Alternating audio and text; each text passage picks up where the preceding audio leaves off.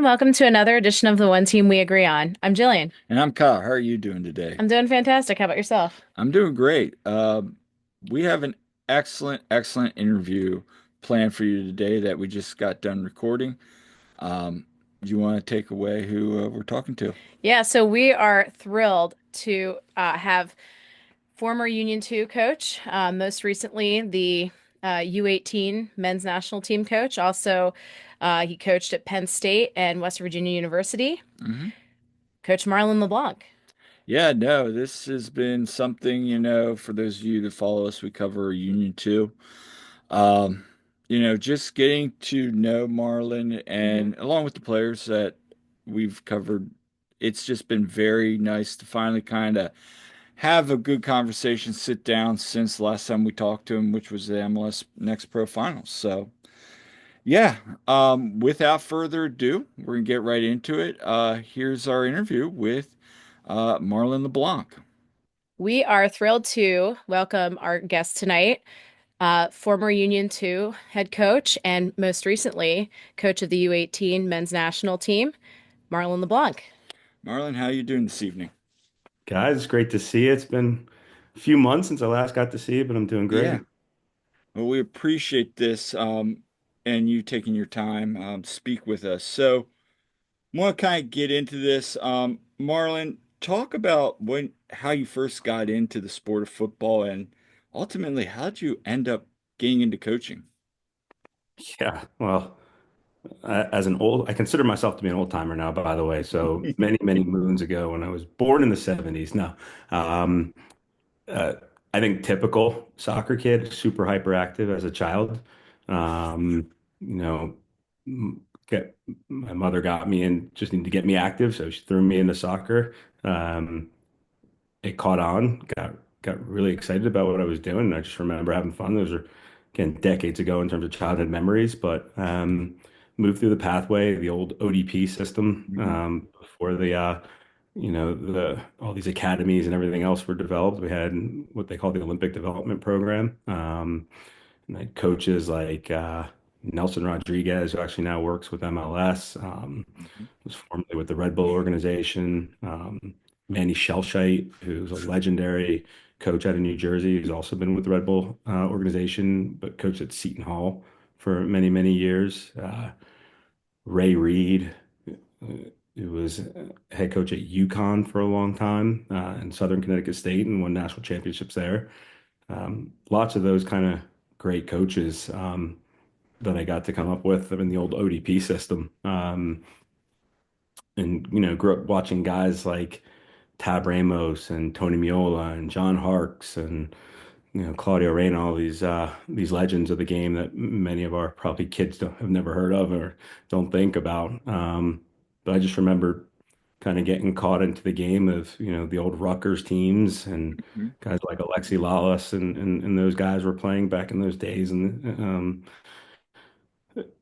just getting caught up in it and loving it. The college game at the time was the number one way to make it to the national teams and to kind of the number one thing that young kids were watching growing up. And in those days, when you go to a Rutgers game, and I grew up in New Jersey and went to Hightstown High School in New Jersey. In those days, you were talking 10,000 people crowds were Hmm. the norm in those days, and Princeton was good back in those days, and Bob Bradley was coaching at Princeton, and Bruce Arena was at Virginia, and I had those guys even as ODP coaches back in the day. So, that route was the route to kind of get your soccer fix because there weren't games on TV like there are today. They say now in the United States you can't there's nowhere else in the world you can watch as much soccer on television as you can in the United States. But back then, you'd be lucky to catch a game a week. And so kind of progressed through that, went to Penn State, had a really short kind of career at Penn State before I actually got into coaching and started coaching actually the head coach of Penn State's son's team at the same time, also coaching the women's club team at Penn State. Um, and then after I graduated, the head coach at Penn State asked me to actually join the staff I remember seeing my first contract, and it was something like 16 grand a year, which was, I said, this is a full-time job after you have a Hmm. degree. And I got a degree in economics, which is kind of crazy that you end up going into coaching and making 16 grand a year to start off. And then spent the better part of 6 years at Penn State learning how to be a coach and an assistant coach at the time, before moving on to West Virginia University, where I became the head coach and spent 14 years as a head coach at West Virginia University, to now making my way to Pennsylvania and returning to the Philadelphia area with my son and joining in the Philadelphia Union as the second team coach, back in, I guess that would have been 2020. Hmm. All right. And it's fun fact actually, there's two teams we agree on because, you know, yeah, the Union, but also Penn State. So, Oh, I Yes. see. We've always You been did. Penn State fans. Yeah. I almost went there for college. I was like dead set on going and I totally had plans on going. And then like junior year, I changed my mind. I was like, nah, I want to swim competitively in college, went to Stroudsburg instead because I was not D1 quality swimmer. I was more D2 if that was my jam. I was recruited by Bill Dorncott at Penn State, Yeah, I and remember Bill. Yep. yeah, and going after club, I kind of gotten to know him. He was coaching the club team at the time. Oh, what was the guy's name that was the coach back then before him? Went to Brown after. Oh, Peter Brown. He ended up going to Brown. And kind of got to know them, and ultimately just decided to go to local, down to Westchester. So, but no, what was the ultimate decision on Penn State for you? Was it just we'll go because they were a soccer powerhouse back in the day? They Yeah, still are. it was definitely the soccer. Though I remember when I graduated from high school, I was like 5'7", 135 pounds soaking wet, maybe.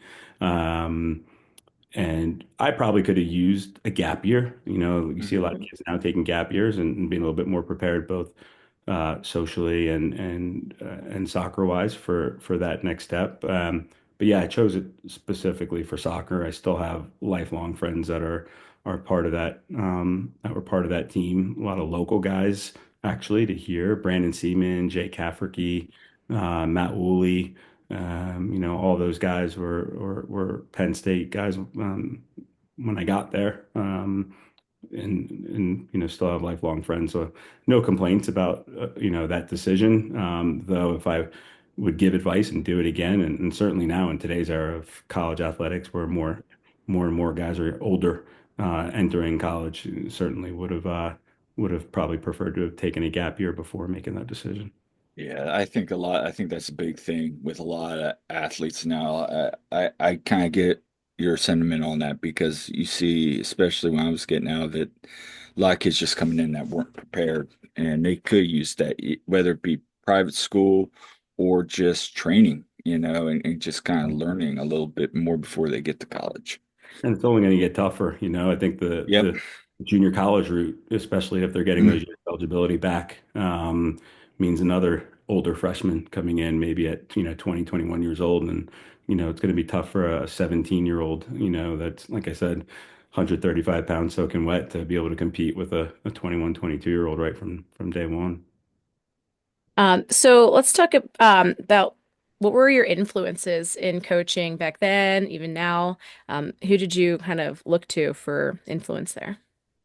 Yeah, that's you know really, really hard. I had so many great coaches that I had the opportunity to play for. Like I said, Manny Shelshite, Bruce Arena, Bob Bradley, all these guys, that came through. My college coach, Barry Gorman, who's essentially a legend in terms of coaching education, who gave me my first opportunity. All of those guys were influential. Shellis Hyman was a great friend as well. Shellis was the head coach at SMU for many, many years, and actually was, after SMU, went to FC Dallas to be the head coach at FC Dallas, um, and had the opportunity to travel to European Championships and World Cups with him, and Barry.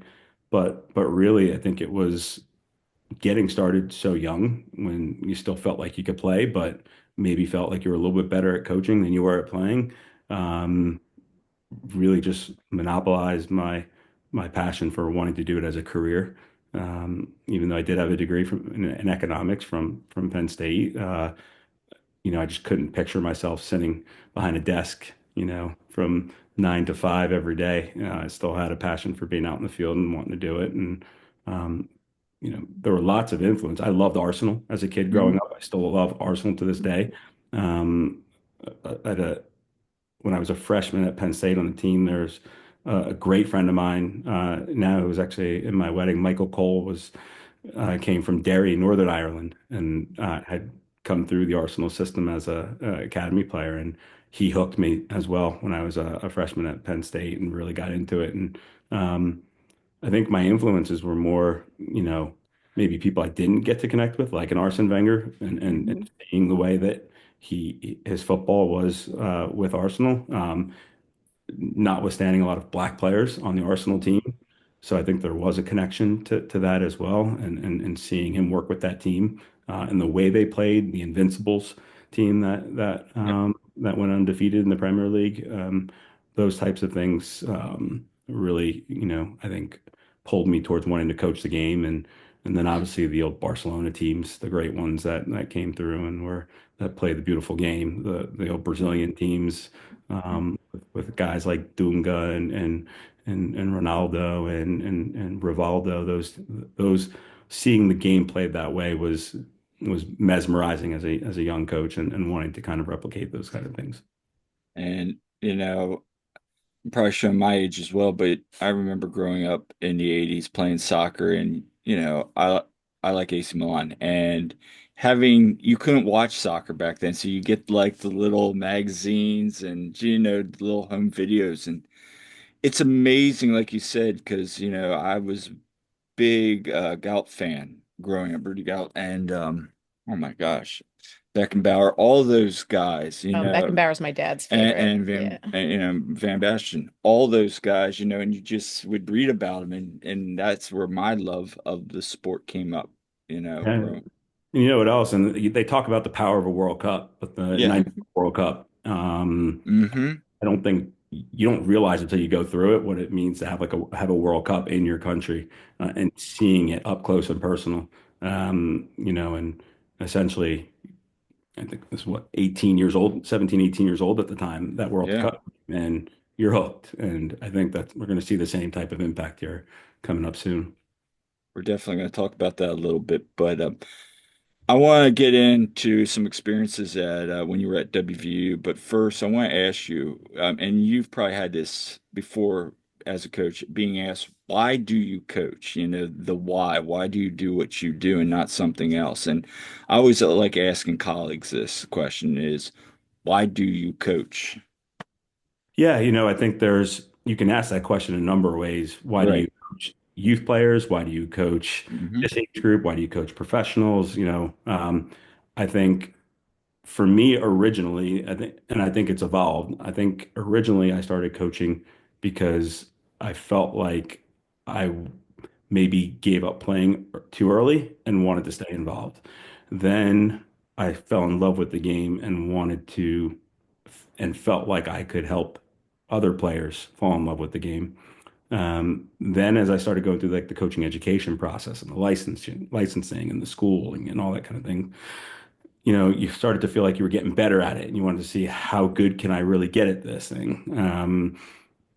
Then when I got into college, I probably wanted to coach because it was a paycheck, and then when I started a family, I wanted to support my family. And then when I started to have kids, I wanted to teach them what maybe I didn't do quite as well. And then, as you get to now the Philadelphia's and it's about the development, it's like my whole reasoning completely went to I want to see these kids achieve their dreams. And so, and I felt like I was uniquely able to help them move on that pathway towards achieving their dreams. And so I've had this whole evolution of why. I don't know if any one is more important than the other, but I think it's constantly evolving and it's constantly changing. And depending on what I do next, and even with the national team, it was a little bit different and why I'm coaching. So um, I I guess in a long-winded answer, in terms of what your question was, I don't have one answer for you, but I do think it's something that continues to change, continues to evolve, continues to find different and new meanings, and certainly I think um, you know it becomes more and more fulfilling the older I seem to get. I think you hit the nail on the head. If you would have asked me when I started coaching 20 years ago why I coach, I probably wouldn't have given you a good answer. But now to see that evolution, and I know for Jillian as well, why we do what we do. I think that's the biggest thing is it always evolves, and probably 10 years from now will be different, as well. So no, that's the perfect answer. But like you said, there's really no real answer because it does continue to evolve. But transition a little bit to your time in West Virginia. I'm curious because you coached Jack Elliott, you coached Ray Gaddis, two former Philadelphia Union players. If you can talk about seeing their evolution and development a little bit, and then also just kind of you're going from being an assistant to now like the head coach. Were there any lessons learned throughout that, that looking back you wish you would have known now?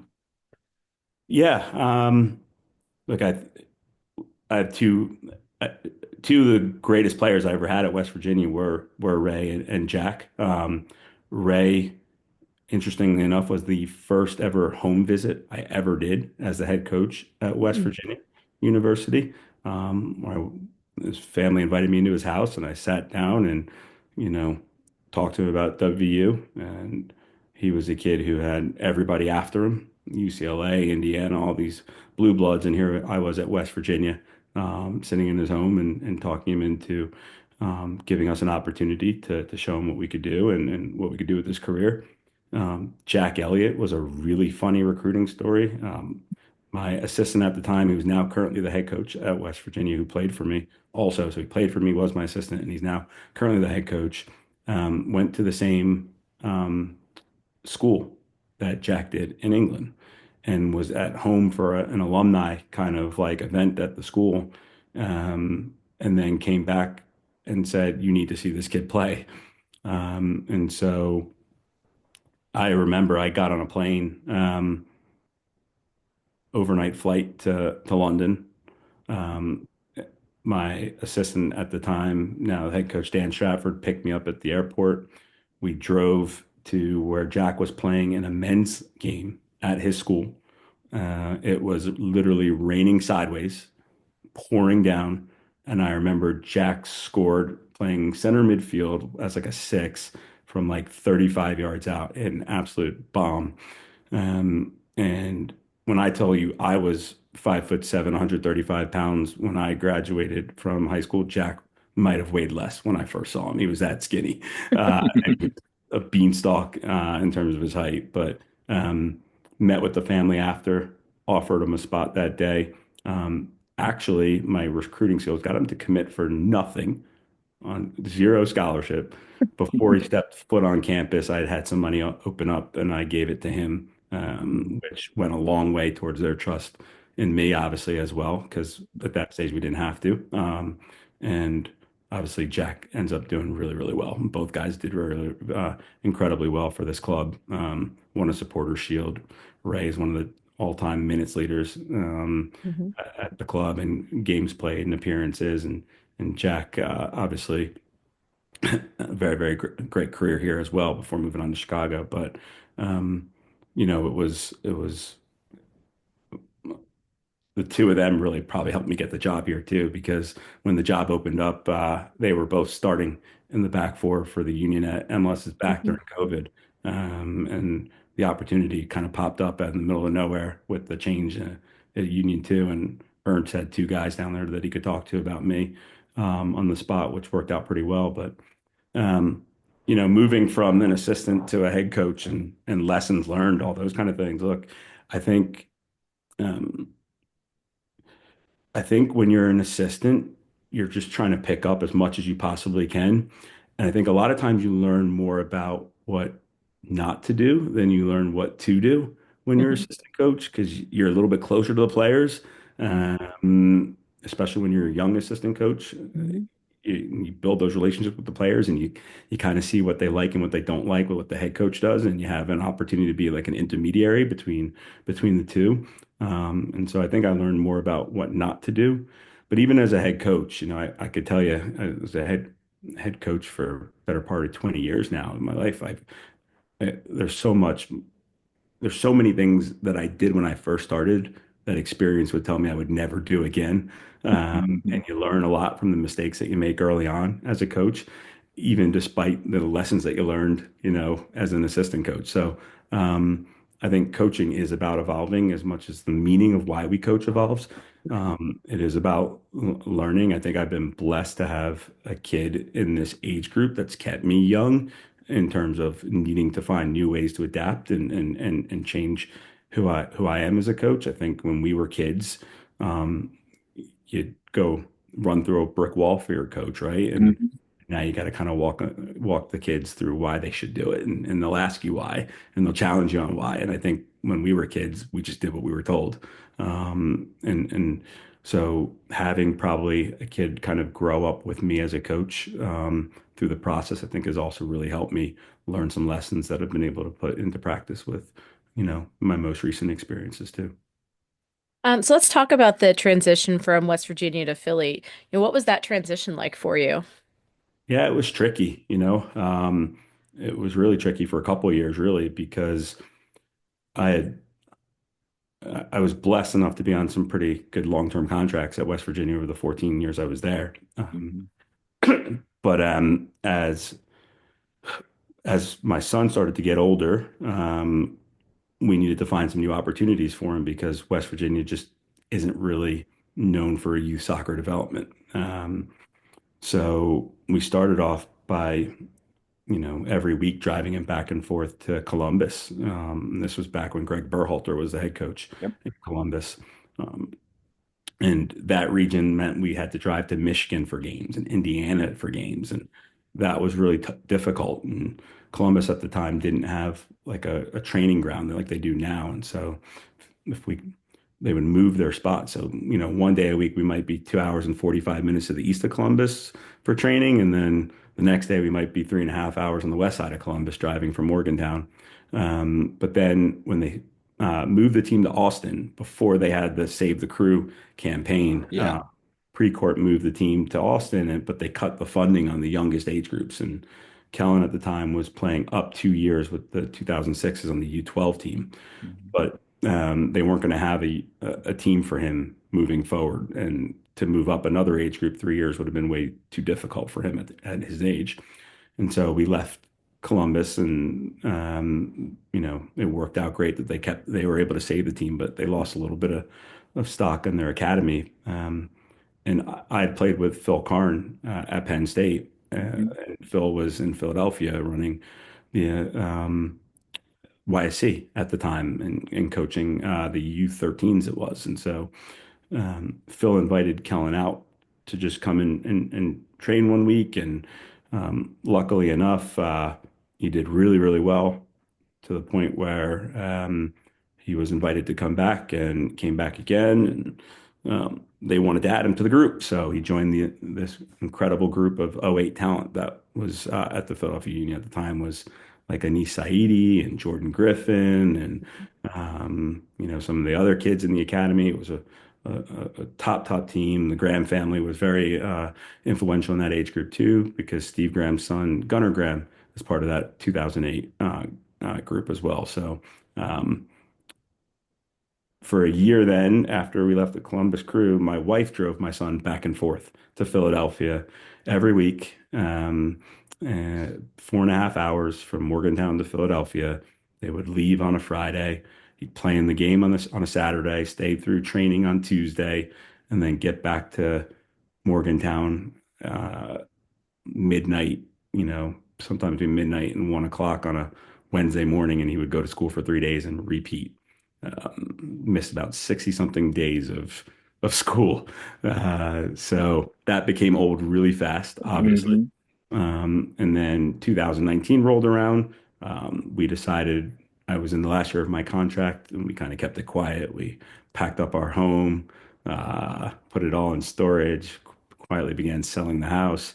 My wife, my son, my daughter, God bless her, um, moved to Philadelphia. My wife grew up in Bensalem. Yep. She went to Bensalem High School, so very local. She has family in the area. Moved in with my brother-in-law, her brother, and so the three of them kind of became a little bit of gypsies living in their home for a full year, while I moved into a hotel, long stay hotel in Morgantown again. Told nobody about it, just kind of went about our business. And so we lived apart for the better part of a year after a year of driving back and forth to Philadelphia. So it was a tricky transition. At the end of my contract, they offered me another uh, multi-year deal, but when you're FaceTiming your family every day for that long, it kind of gets old. So we Mhm. kind of packed up and moved, took a leap of faith, um, left, came to Philadelphia, took a little bit of a sabbatical, similar to the one I'm on right now. Mhm. Got to spend a little bit more time with the family, traveled to Brazil with the 2008 team that went over to Brazil, also with their under 17 team, which had Paxton Aronson on it and Jack McGlynn and all these other, and Quinn Sullivan, all those guys, and got to see them up close and personal in Brazil for a couple weeks. And then COVID hit, ironically enough. And so that was a really long period of I'd been hired to kind of work at the academy, but never really got more than a day out in the field at the academy. And then next thing you know, August rolls around through COVID, and Ernst calls me literally the day we put a deposit down on our house, further away from as far away from Cheshire as we could possibly be in Royersford, PA, and said we want you to take the second team. And so we agreed to it, and that was the crazy transition. Yeah. Ooh, I can't imagine doing that drive so much. I mean, even from where we are, we're in Lancaster, and it's like Yeah. we just had our Pennsylvania YMCA state meet at WVU. Yeah. Yeah. Oh, really? Okay, yeah. Yeah, for Yeah. some reason they have the Pennsylvania meet there now. Yeah. It's So, like, oh, but no, My but wife's car has over 200,000 miles on it still right now. She's still driving the same one that she was driving back and forth. oh wow. Yeah, Oh it's wow. crazy. God bless. it is. Yeah.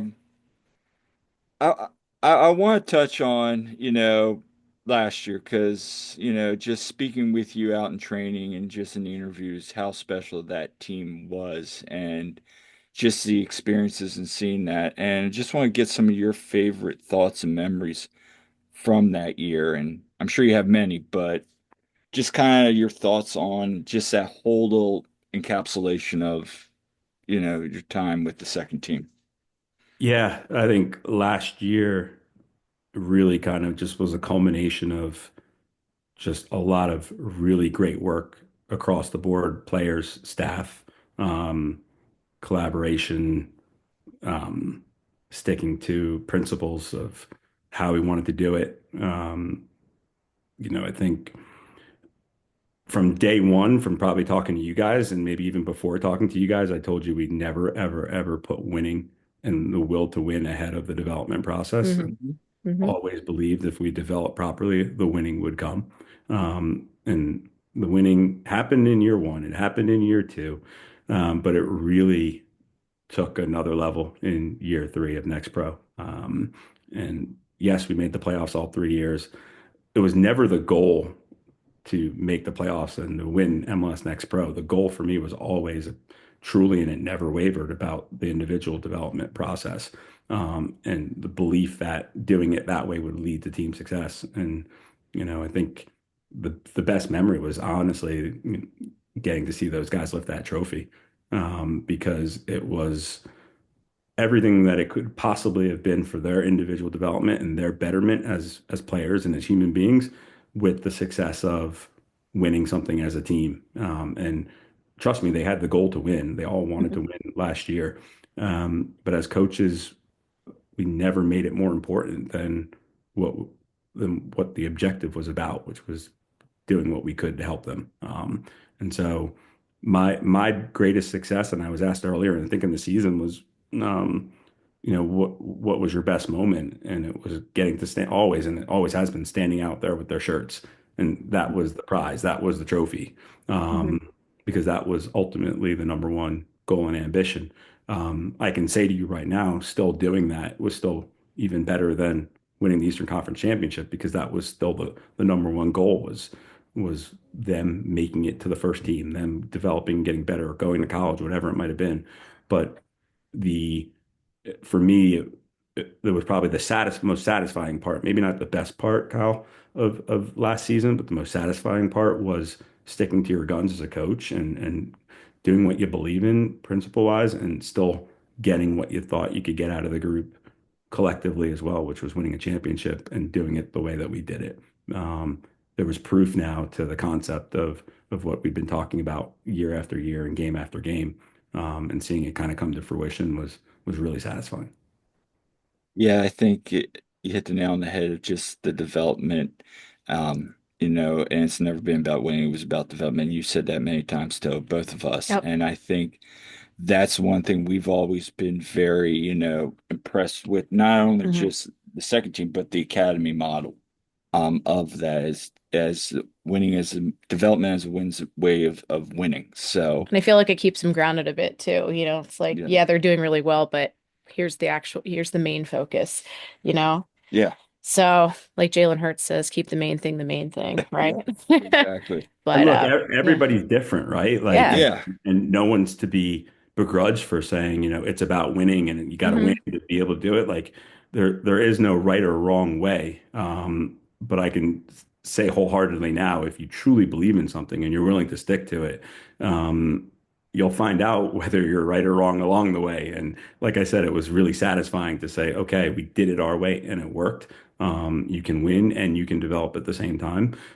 You can develop and it'll lead to great winning at the same time. And so, yeah, I think these players now are in a different world, both personally and collectively as a group. And I'm glad we were able to give them that last year.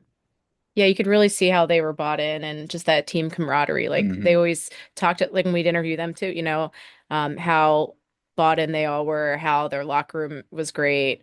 And they always had really good things to say, about your coaching style. And we talked to Frankie, Eddie, Neil, like all those guys.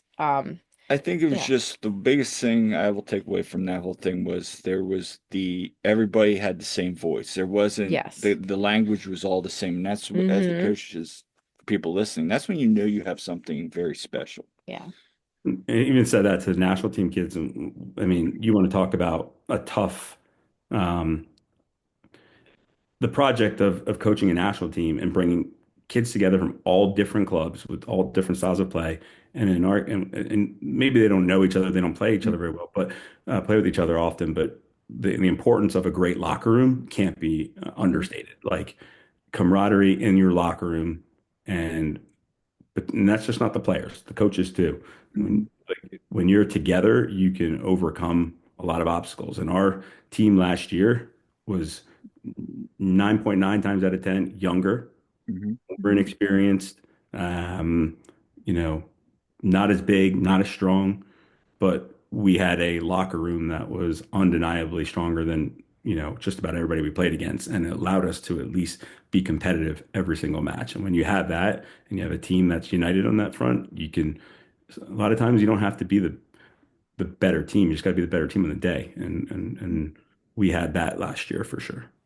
And let's go ahead and talk about your time recently coaching the U.S. Youth National Team, the U18s over in Spain. Just talk about that experience.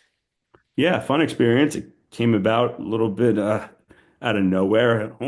Believe it or not, I only had 2 weeks to prepare for the camp. Um, Michael Essien, who is now an assistant at Nashville, was their last coach. And it was a tricky situation because literally it was a FIFA window and every team was active. Mhm. And so there wasn't even an opportunity to maybe pull a coach from a different age group to coach them because everybody was out and about somewhere. And so, like Frankie was away with the 20s, the full national team was going as well. Kellan was away with the U17s in Costa Rica. And so there was a lot going on that week. So I got a call literally 2 weeks before the start of the camp saying, hey, we'd like you to take the under 18 national team to Spain to play against Morocco and Norway. And I went, wait a minute, I got to think about this because it was coming up really quick. I had two Mhm. weeks to prepare. Didn't know the players, didn't have a staff put together. So he's like, okay, they said, okay, give us 20, give you 24 hours, but we need to know pretty quickly. Because I think it was right around March 1st that I got the Yeah. call on the 16th. Um, so I said, I thought about it. I said, you know what, it'd be a good experience, something I hadn't done before. The opportunity to work with some of the best young talent in the country, pros on all these young, these teams, and I said, why not? Let's give it a shot. And so had 2 weeks to prepare, 2 weeks to learn a new game model and principles, to build a staff, to build a trip, and even the roster literally went down to the last day because a lot of teams were starting Open Cup that week and wanted players to play in that Open Cup game. They had players who were getting some minutes with the first team or were reserves with the first team, but it was a FIFA window, so technically everybody had to release their players to the national team. So there was a lot of back and forth going up literally up until the last day. So the roster wasn't set until the very end. So there were quite a few challenges, even just heading into it. Um, I don't know if you remember, but the night of the 16th, we had heavy, heavy winds in the area. Mm-hmm. And Mm-hmm. we actually got delayed an hour and a half on the runway at JFK. Oh, We missed our connection in Zurich to head over to Marbella. So we oh, had to spend another 12 hours in Zurich before we could get the next flight to get to get to Spain, into Malaga in particular. There aren't that many flights that go to Malaga. So we got in at ended up getting in at like 3 o'clock in the morning. So it ended up being an adventurous start to the trip, notwithstanding meeting everybody for the very first time, Mm-hmm. players and coaches as well. But what a great experience it was. I'd coached internationally with the Union before. We went to Colombia before we won a couple games, and our hotel mysteriously caught fire on us in Colombia. oh. I don't know if you Yikes. remember that story back in the day, but I remember something. No, that was David Vasquez. Didn't David recently at one of his camps last year? Didn't his hotel get evacuated when he was on a international window? I want to say or something. oh yeah, that was I think in Mexico, right? There was Yeah, something yeah, yeah, happened close something to like that. I remember reading about that. but yeah, we were a Union too a number of years ago, and Oh the wow, hotel caught fire, so that was interesting. But awesome. we happened to win a couple games that maybe we shouldn't have won over there, and Yeah. so it was my second opportunity really managing internationally, but this time with the national team. We had 8 players Hmm. get some type of bug or food poisoning the night Mm. of and the day of the Morocco game. So we had to change our lineup that day. We had our goalkeeper threw up after the national anthem on the field. Oh. We went down 2-0, playing well, and came back. Incredible resilience from the group, and came Hmm. back and drew 2-2. Morocco was outstanding players from Chelsea and Inter Milan and Genk and Hmm. all over the world at great, great clubs. Fantastic. If you remember, they actually beat our Olympic team, the Moroccan Olympic team, and they Mm-hmm. finished in the medal round actually. All But right. it was 4-1 against our Olympic team, um, that they ended up beating the U.S. And so it was a really good result for us, especially being 2-0 down, to come back and find a result in that game. And then 2 days later, we play Norway, and win 4-3. So I'd have to say it was a pretty positive first national team coaching gig. I went into it saying, I'll take it for this window. It wasn't really super. Everybody kept asking me, do you want to coach permanently at the national team level? And originally my initial thought was no. I don't know if I could handle not seeing my team every day and working with my team every day, and having that experience and building those relationships. But I got to be really honest with you. I enjoyed the experience a lot. The players are elite players, and so ideas and tactics and things you bring to the table, they adapted to very, very quickly. And the relationships were built really quickly as well. So I enjoyed it a lot. It opened my eyes to that side of things, and certainly something worth thinking about maybe down the line in the future. And how was it working with Neil? Yeah, it was good to see Neil again. I have a great picture with Neil after the event, and I decided to bury it because he's literally twice my size standing in the picture next to him. But it was great to to be with Neil again. I put the captain's armband on him for the second game. You know, he played 90 in the first game and 60 in the second game. And um, you know, I've known Neil since he was a little kid, and getting to another opportunity to work with him was fantastic. And having worked at all these different levels, would you say there is a level of coaching that you kind of feel is your favorite? Um, No, you know, I really did enjoy my time with Union 2. I know that's why I'm on here talking to you guys, is because of my time with Union 2. Mm-hmm. Hmm. It was different. You know, you come from the college game and coaching to win Hmm. every match, and knowing that your job depends on your results at the college level. Um, to now, you know, kind of going to this pro atmosphere that's really about young pros and development and teaching them how to be pros, and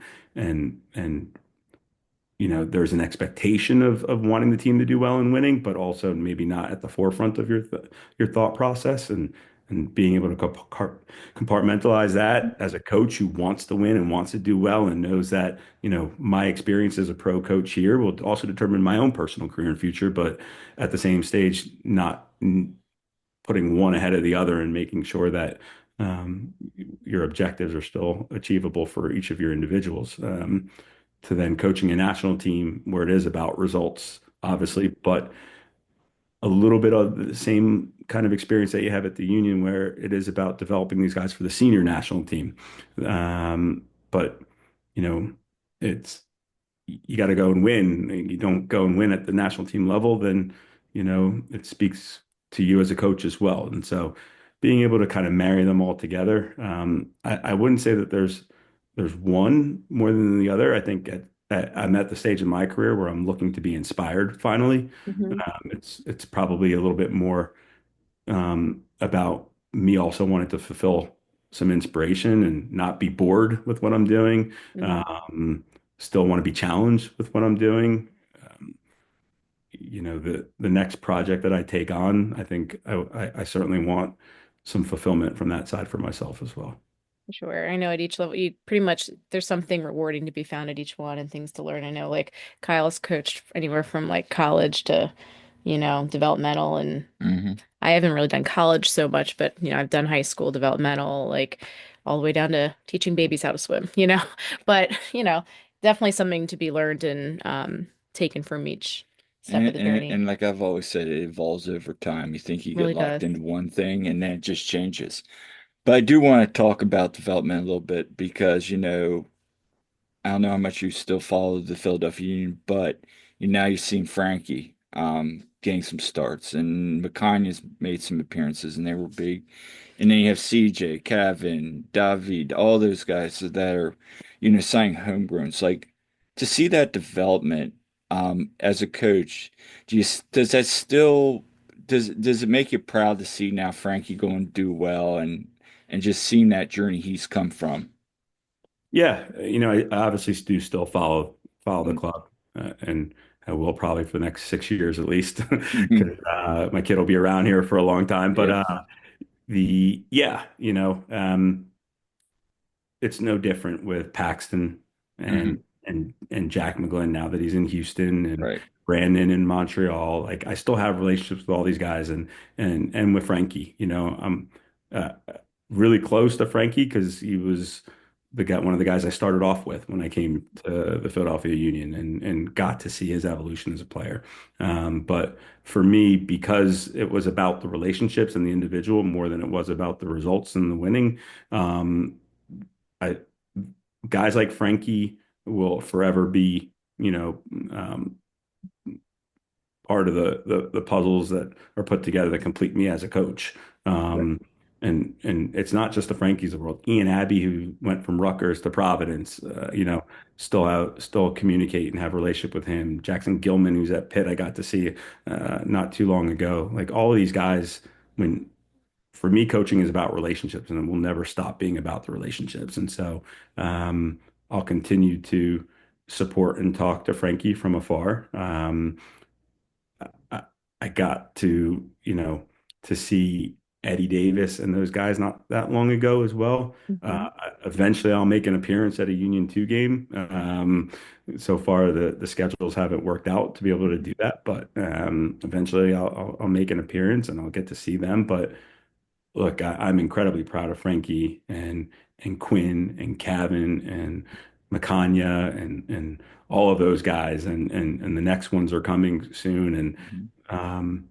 whether it's here or in college or in Houston or in Chicago, uh, those relationships I think are stronger than just these moments that we have in time. And the more you kind of foster and you work at them, the better they become. And Jack just had a baby, and like, Hmm. was that Ray's about to have his second. Like, Mhm. there's so many cool things that are going on in these guys' lives that go far and beyond the field that I think that that's just as important than what as watching them, get to finally get to step on that field with the first team on Saturday nights, and also being invested in their lives as young men. That won't go away. Yeah, and I know recent bit of news, apparently Jan Glavinovic at center back, he's we haven't heard an official statement or anything, but supposedly he's torn his meniscus, and so now there's that question mark at center back, and of course Neil having gotten that first team deal, um, we'll see if maybe he gets a chance. But what are your thoughts on how he's been playing? Do you think, in your opinion, if he's ready to jump into that role? Yeah, look, I think who knows if anybody's really ready until you actually Right. give an Hmm. opportunity, you know? Hmm.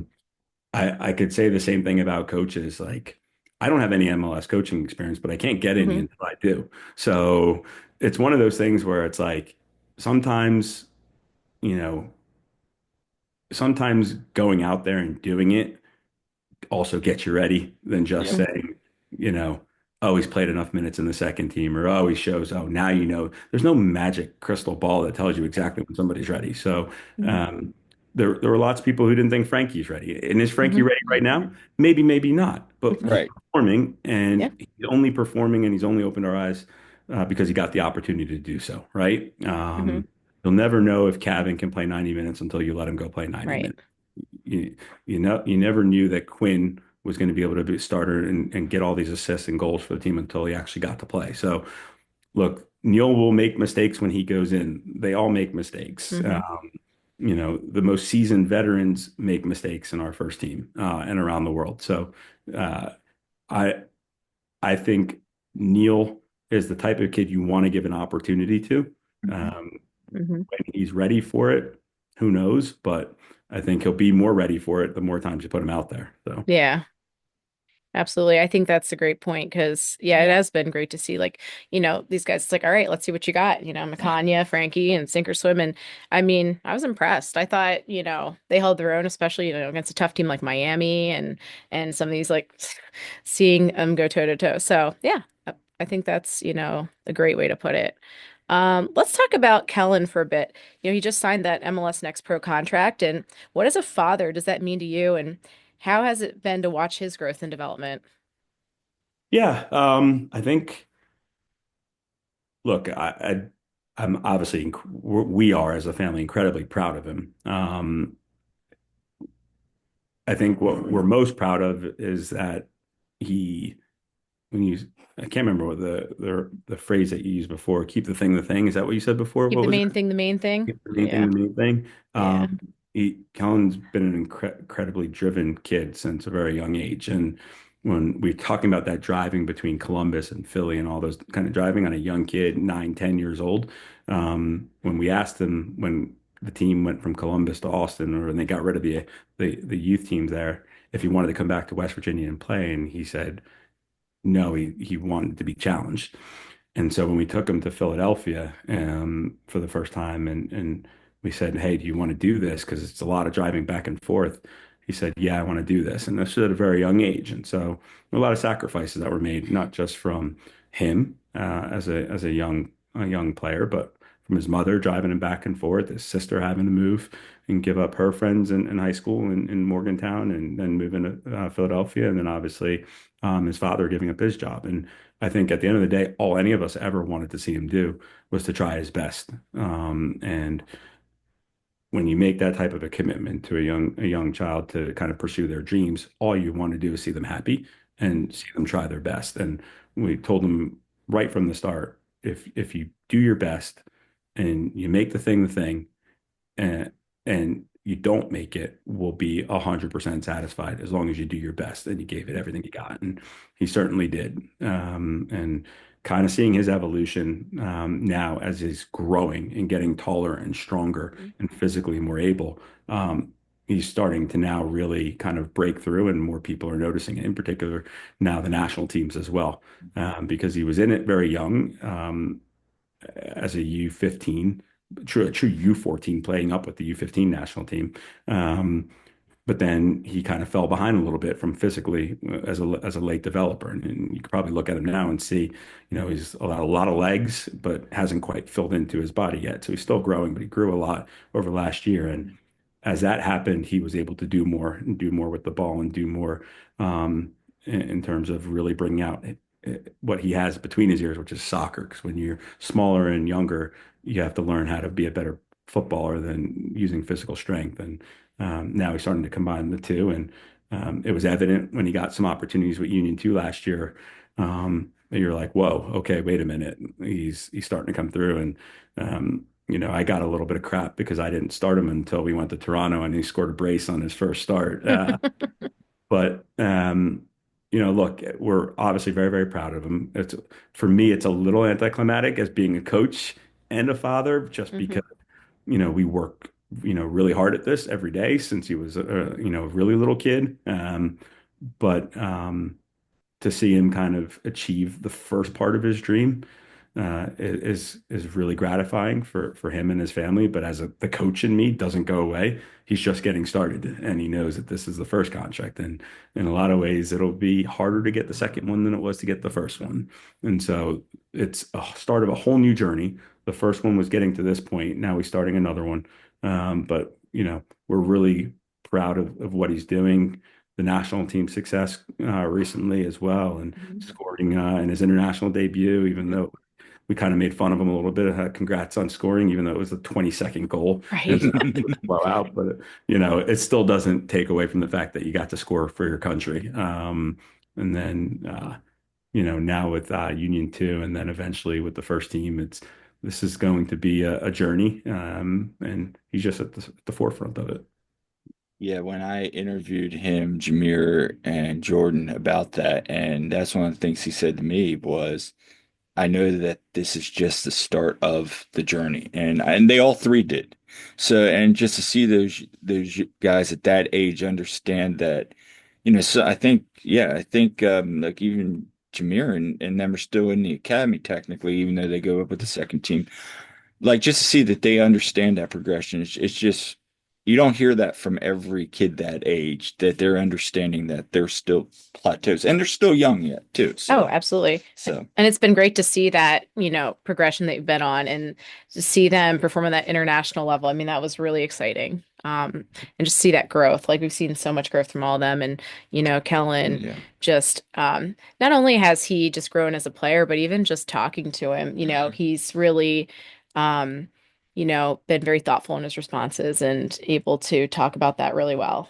for sure, for sure. So that's been great. We like to remind Kel that, and Brendan Sullivan and I have this theory that the some of our best young products in Philadelphia have also had their fathers as their coaches. And so, Brendan has Kevin and Quinn, and the Mhm. twins, and Kellen with me. Uh, Andrew Craig was a Mhm. player himself, and with Brandon and his younger son Andrew, Mhm. Rusty Aronson with Paxton and Brendan, Paul McGlynn with Jack, Mhm. and there's so many more now with kind of soccer evolving in this country that Right. parents bring up their kids. But even just at the Union, like that group right there, and you kind of look at it and like, yeah, we've got something going on with fathers and their sons and kind of the development process. Yeah, and it's not always easy being the coach's kid. I speak from experience. My dad was my swim coach, but I think he was harder on me than anybody else, and I had to prove, I felt like I need to prove that, I earned this, and but yeah, it was also really special though. I mean, I loved that my dad was my coach, honestly. So, Yeah.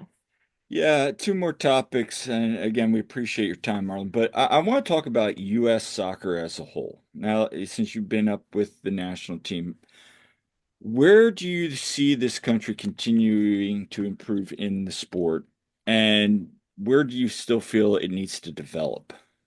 Yeah, wow, that's a big question. Yeah, Look, I think we've got players playing all over the world now, right? The yeah, highest levels and winning trophies at the highest levels. I think we've come so far, and we probably have so far still to go. I don't know if you can put a like a lid on, hmm where we're at and where we can get to. Um, this is this. I can't emphasize high enough how good the players were that I got to work with at the national team at the U18s. Um, like everyone was a good player. People were like, who was the best player you had? Like who's the next budding star? I'm like, they were all good. Hmm. They were all really good. And this is a country that I know everybody's looking at the last senior national team performance and kind of poo-pooing it and what was done there. But look, like this game's a hard game. It's a hard game to play. Um, and national teams are a hard are hard to manage too. Mauricio Pochettino is a new coach to the group, learning the players that he's got right now as well. It's going to take time, but at the end of the day, we are talented. We've got good young players coming through. What's the ceiling? Don't know if I can answer that question for you. yeah, Um, this World Cup coming up on home soil will tell us a lot of probably where we stand in the greater scheme of things, but don't underestimate the power of playing a World Cup on home soil. It could be really, really powerful. And certainly I think there are a lot of people excited for it. And um, we've got some players that are going to make it a fun World Cup for sure. Don't I hope people don't lose faith based on a couple of performances. As far as development goes, look, I'll kind of, you know, take you back to what I just said in terms of everybody was a good player. What we need to do is find ways for our young American kids to get to play first division football in this country as well. And if you watched the game the other day, you could probably count on one hand between Orlando City and the Philadelphia Union how many Americans were on the field in that game. And so you think about all these great Americans that we have playing around the world. They all can't. We have to have a domestic league where they can play in as well, especially the Hmm. young ones, because playing time is hard to come by internationally, hmm and it's obviously hard to come by domestically as well. hmm But if we're going to really see our players take the next step, we have to start judging them internationally and how they compare against the Frances of the world, the Germanys of the world, the Argentinas of the world, the Uruguays of the world, the best young players in the world. And so that means we need to give our young players, from a development perspective, Kyle, um, more challenging minutes than just MLS Next Pro, in my opinion. More challenging minutes than just MLS Next, in my opinion. We've got to get to a point where, our 17, 18-year-olds are getting regular minutes in first teams in this league as well and getting meaningful minutes in MLS at the highest levels against Orlando City and against Nashville and against Atlanta and all these teams. Otherwise, we're going to have a hard time answering your first question, which is how far do we have to go? And also, what can we do from a development perspective and how do we kind of challenge that pretense? And so I think it's hard because especially with attacking players, um, yeah, how many attacking tens and nines do you see that are Americans in MLS? There's not there's not many Hmm. across the league, right? Yet no, we had, I think the Union started three Americans the other day, Quinn, Nathan, and Frankie, right? Two were fullbacks and one was a midfielder. But how many tens and nines do you see playing in MLS? Not many. So I would challenge the managers in MLS, the league. If we want to see U.S. soccer, maybe take the next step and build more than just our European-based players, but have a viable domestic league that can also develop players to to to play young American players in those critical positions, play them up the spine of the field, and give them opportunities uh, to show that they're capable of doing, you know. And again, going back to Neil Pierre, when is Neil going to be ready? Hmm. Or he plays, the more ready he'll be. I can promise you Hmm. that. He'll get better with more and more senior minutes. Um, Cavan, same thing. Quinn, same thing. Paxton Aronson, same thing. You know, Paxton Aronson went to Europe playing more minutes in the second team that year than he did in the first team. Those kind of young talent. Now you look at him and what he's doing in Europe. Those young talents that are Americans need opportunities in MLS to thrive and to get better before we're probably going to see a really good, solid national team that has depth in their player selection pool. You bring up about that, about the jump, and I know Jim used to bring it up about the jump from MLS Next Pro to the first team. USL came out now with that whole Premier Division. They're looking at Pro Rel. The other thing I find interesting with that is, and you see some of these players now that were developmental products, like a Matt Real, going to Colorado Springs, and now, just Thriving. recently Yeah. thriving and Just was won a player of the championship. match Yeah. today. Do you feel like, and I'll ask this, do you feel like there should be more competition maybe on MLS as a whole, like with this USL idea? If you know where I'm going with this, because you were right, there needs to be more opportunities for these players to play a high level in the league and be able to develop. So I don't know, what do you think, or is it just going to be MLS? Like we got to get them into MLS.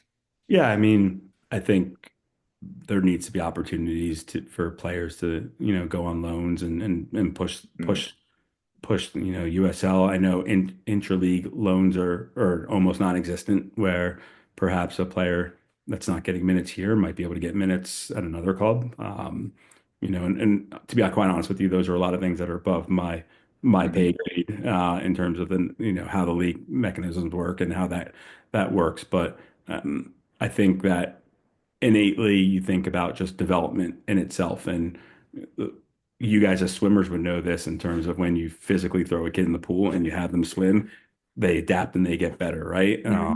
Hmm. I think you could say the same thing about even physical periodization and physiology. Like the Right. body adapts to its environment.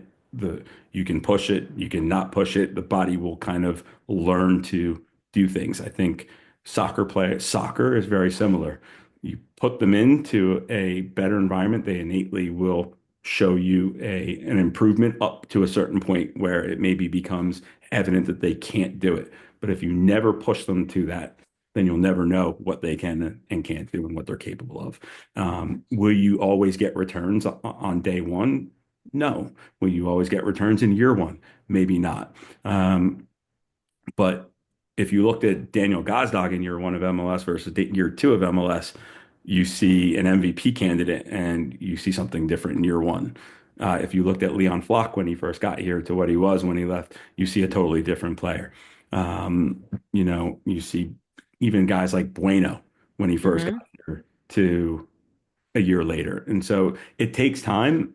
How much time is obviously dependent on the individual, but if you never get that time and you never get that opportunity, you'll never know. And so, yes, maybe USL could be a better answer.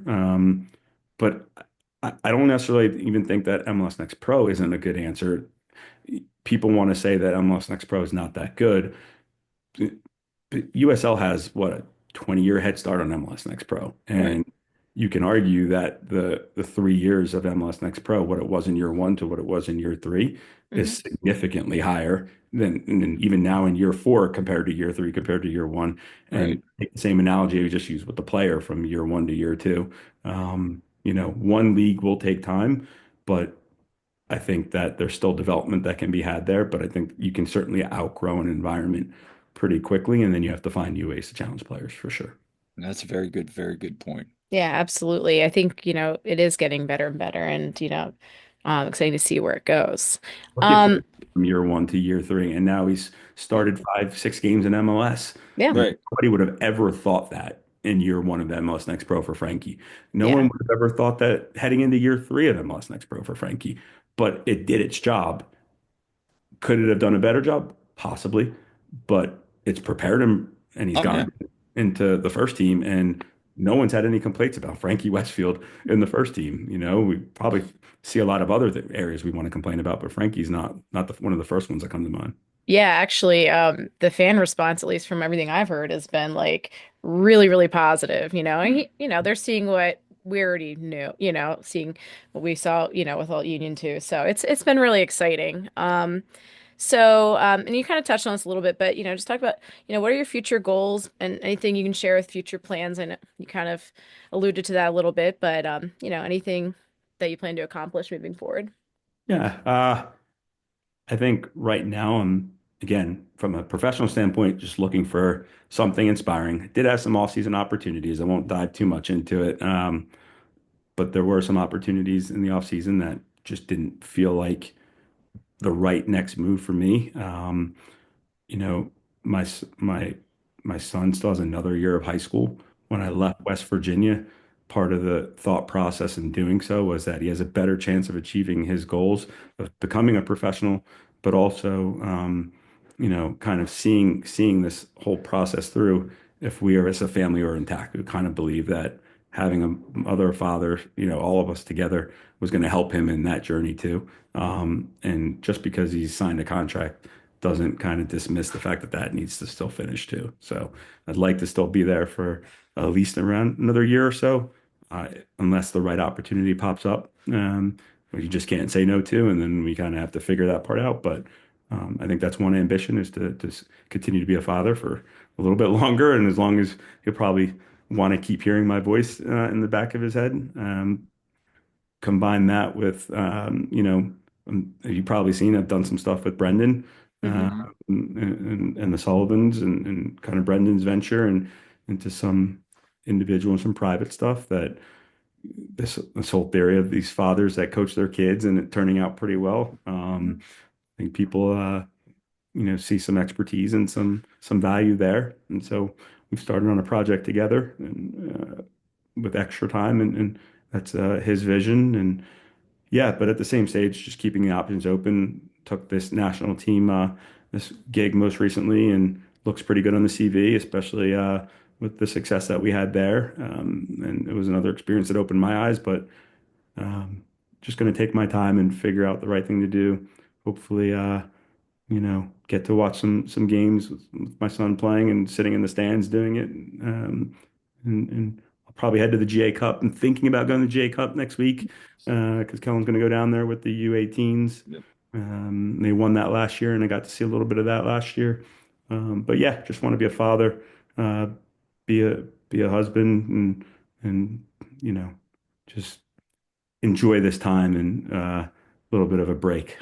Yeah, and I think you've earned it. And family comes first, so that's So good that you get to enjoy that a bit. absolutely. Absolutely. Well, Marlon, we appreciate your time before we get out of here. Where can people find you on social media? Oh, my Instagram's private, so Okay. I did see I've got a lot of follower requests on there, but I kind of like the privacy of Instagram. Um, so if somebody wanted to, I don't even know what it is that Kyle to tell you what it is. Jillian might know, but I don't even know. Yeah. That's something. Yeah. But I honestly don't even spend that much time on there as much as I used to. And then I do have an X account. It seems weird that I just called it X because it's still Twitter to me. But We refuse to call it X. It's Yeah. Twitter, like all the way for us. I don't even know what that is. But I think if you just put my name in, it'll pop Yeah. up. Yeah. That one's open because I just do more coaching stuff Mhm. on Mhm. the Twitter account. But yeah, my Instagram's pretty much just family stuff on my page. There's probably maybe a grand total of 5 or 6 posts in the 5 or 6 years I've had an Instagram account. So there's Yeah. not much on there. No, that's fine. But again, thank you so We much. so appreciate it. So As always, great to talk to you and appreciate all the times we got to talk to you last year with the season, So what a memorable season that was. I mean, that was special. So so yeah. But thank you for everything, Marlon, and for your time and we'll look forward to seeing what next steps await you in your journey as a coach. Thank you guys Yes. for everything and continuing to cover the second team. I think Hmm. it's been really cool is when I talked about the growth of the second team. You guys had a big part to play in that too because people took notice and certainly you saw it at the end of the year when there were thousands of people in the stands when they got to play in the Eastern Conference Final. So thank you for that and all the support that you always gave us. Our pleasure. Yeah, It's been great to cover and hope to see that continue to grow for sure. for sure. Well, thanks again, Ryan. We'll talk to you soon. Yes. Absolutely. Take Right. care, guys. Right. Yep. All right. Well, that was a wonderful conversation with Marlon, and thanks again to Marlon for coming on and chatting with us. Yeah, no, that was great. And, just talking about him growing up, his coaching, just the evolution of coaching as coaches ourselves, just listening to him process, you know, and then processing his thoughts about, the evolution of him as a coach, Hmm. his beliefs and values, and then also talking about his, the sacrifices, with Kellan. Right. And, It's a unique perspective. it is. It really, really was. What stood out to you? I just have always appreciated his view on development and really preaching development, and that success will come, but you need to build a good foundation with these players. And it was really neat to hear how his experience was with the U18s recently as well. Mm-hmm. What No, an that was honor for him. Well deserved. yeah, and so again, with Marlon, we thank you for your time. That was excellent. Yes. And we really appreciate it. So, before we get out of here, where can people find us at? So you can find us wherever you get your podcasts. We are literally like everywhere. We have our website, theoneteamweagreeon.com. We are also on socials on Twitter and Blue Sky at TOTWAG. We're on Facebook and Instagram at The One Team We Agree On, and our YouTube channel as well. And find us individually on I'm on Twitter. I refuse to call it X. On at silly double underscore Jilly. I'm on Instagram at the same thing as well, silly double underscore Jilly. And um, I'm on Blue Sky at Jillian Almany, and you, Kyle, can be found at Coach Almany pretty much everywhere. Yeah, and NYCFC is coming up this weekend. Hmm. No, with and the show we really didn't get into it, but we will be up there. We'll be covering the game. Hmm. So if you see us up there, say hi. But we're looking forward to that, and we're also going to be down in Chester on Thursday for the probably when this gets posted, we'll be down there tonight. Actually, because I think this is going to come out on Thursday. So we'll be down for the Union 2 games. So if you see us there, say hi as well. Yeah, it's gonna be a great week. Lots of great content coming your way. Yes, there is. And so this has been all for this episode of One Team We Agree On. Make sure to like and subscribe and leave us comments because we love hearing from you. Let us know what you thought about the episode. And yeah, love your feedback. Until next time, I'm Kyle, I'm Jillian. and we'll see you at the game.